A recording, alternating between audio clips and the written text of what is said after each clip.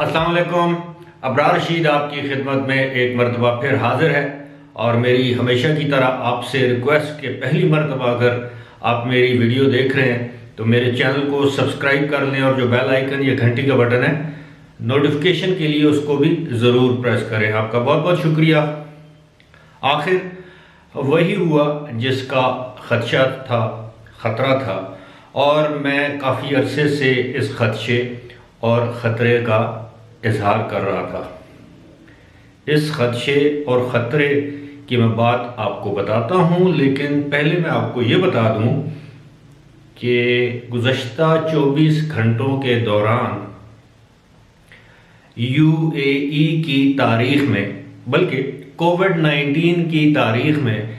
पहली मरतबा कोविड-19 के मरीज़ों की तादाद में रिकॉर्ड इजाफा देखने में आया है और ये तादाद हुई है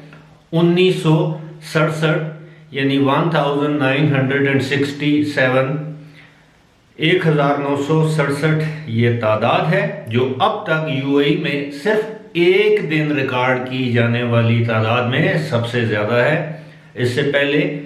शायद 2 जनवरी को ये तादाद थी 1963। इसी के साथ 3 अफराद मौत के मुंह में चले गए और जाँ बहक या मरने वाले अफराद की तादाद अब हो गई है 685 और 2,17,000 के करीब जो अफराद हैं वो अब तक इस वायरस मूजी मर्ज का शिकार हो चुके हैं। और ये सब कुछ उस वक्त हो रहा है, रिकॉर्ड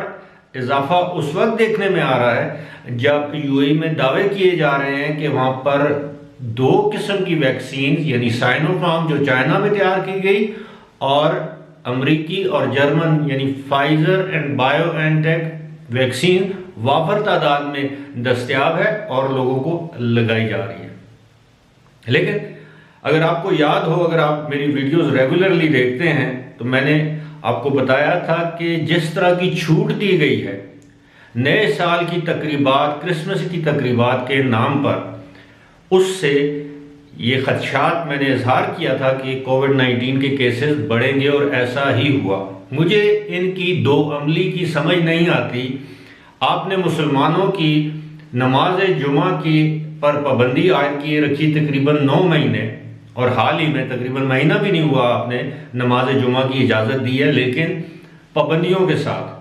आपने मसाजिद को तकरीबन 6-7 माह बंद रखा, लेकिन आपने दुनिया को अपना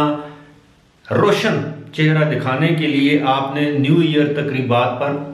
पूरी दुनिया से आए हुए लोगों को खुली छूट दे रखी थी। खैर, आपकी गवर्नमेंट है, जैसा आप मुनासिब समझिए, लेकिन अब इसी गवर्नमेंट ने एक ऐसा ऐलान किया है जिस खदशे का मैं इजहार कर रहा था, वो ये है कि अब वो तमाम लोग जो किसी भी शख्स के साथ 2 मिनट बैठे हैं और 2 दिन के बाद उनको पता चला है कि उस शख्स को तो कोरोना वायरस था, किसी शख्स से गले मिले हैं, किसी से मुसाफा किया है, हाथ मिलाया है या किसी ऐसी जगह का इस्तेमाल किया जहां पर उससे पहले मुबैना तौर पर कोविड-19 का शख्स मौजूद था, तो अब ऐसे लोगों को 10 दिन के लिए खुद को आइसोलेट कर लेना चाहिए, यानी खुद ही क्वारंटीन में चला जाना चाहिए, जिसको करंटीना कहते हैं। अगर वो ऐसा नहीं करेंगे तो वहां के जो मुरवजा कवानीन हैं उसके तहत उनको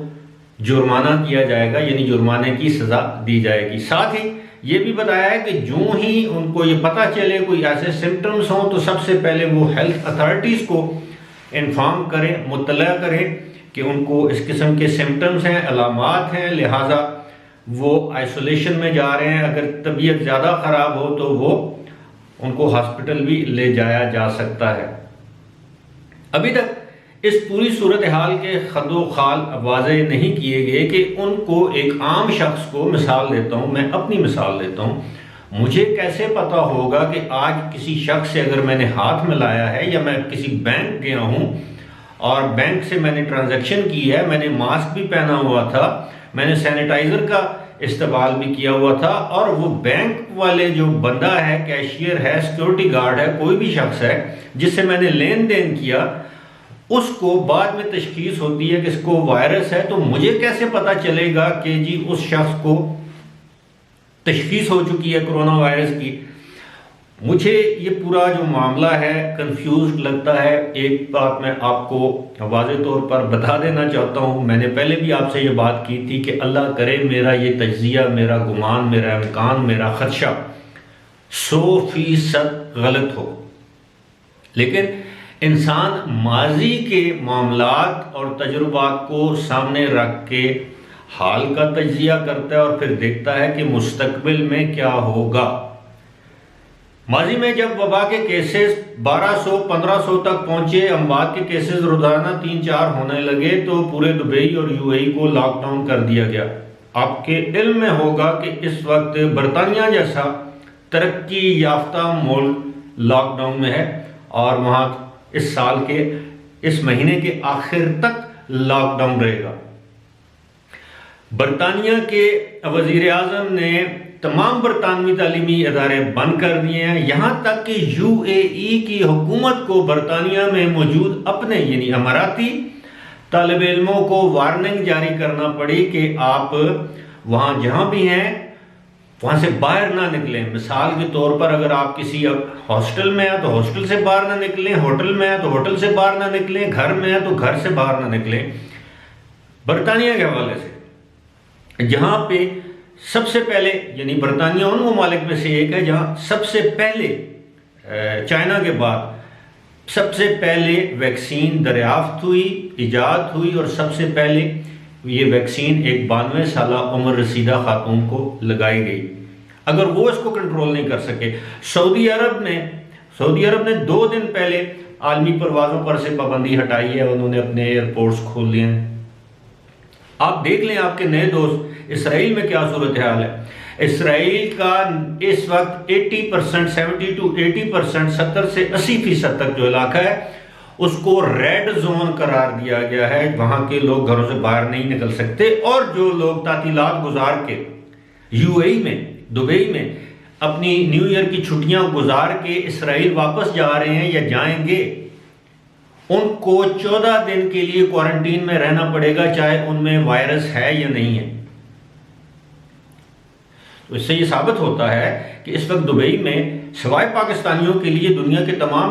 ममालिक के शहरियों के लिए हालात या वाक़यात सब अच्छा वाले हैं, लेकिन पाकिस्तानियों पर यह कहकर वीज़े की पाबंदी लगा दी गई कि जनाब ये कोविड-19 के खदशे के पेश नज़र ये पाबंदी लगाई गई है। और अल्हम्दुलिल्लाह पाकिस्तान आज भी दुनिया के उन ममालिक में शामिल है जहाँ कोविड-19 की सूरत हाल दीगर ममालिक के मुकाबले में 100 गुना बेहतर है। और ये मैं नहीं कह रहा, ये WHO या आलमी अदारा सेहत के एदादो शुमार कह रहे हैं। फिलहाल इसी के साथ मुझे दीजिए इजाज़त। खुदा हाफिज़।